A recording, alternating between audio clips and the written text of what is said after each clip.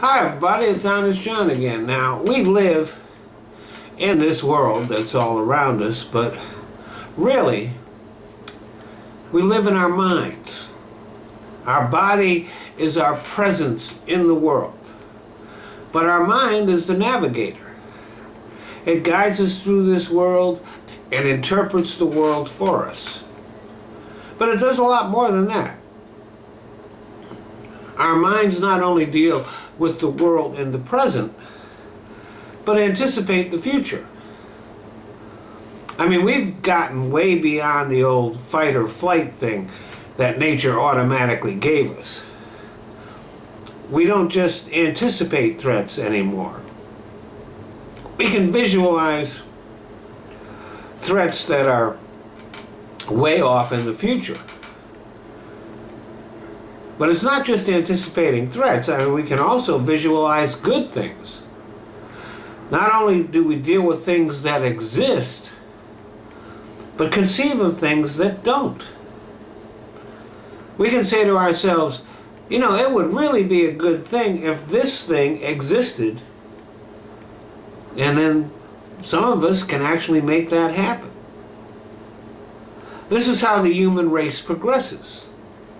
By people imagining things that never were. And not just things, concepts like freedom, equality, dignity, integrity. We can think in pictures and words and even sounds. Our minds do have a tendency to cling to old ideas, but this is kind of counterbalanced by our mind's tendency to seek out new information. Our minds can focus in like a laser on an object or an idea, or just wander and drift. How many times have you driven somewhere and then when you got there you realized that you had no memory of the trip at all because you were lost in thought during the trip, and yet you still managed to arrive safely?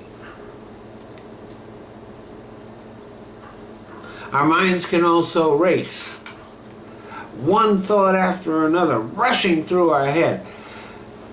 And this can be really nerve-wracking, especially when we're trying to get to sleep. And when we do sleep, our mind keeps working. We dream. We don't remember most of it, but if you do wake up at the exact right moment, sometimes you get a glimpse into what your mind was doing when you weren't paying attention. So yes, we do live in this world, but at the same time, we live in a world of our own creation. Thanks for listening.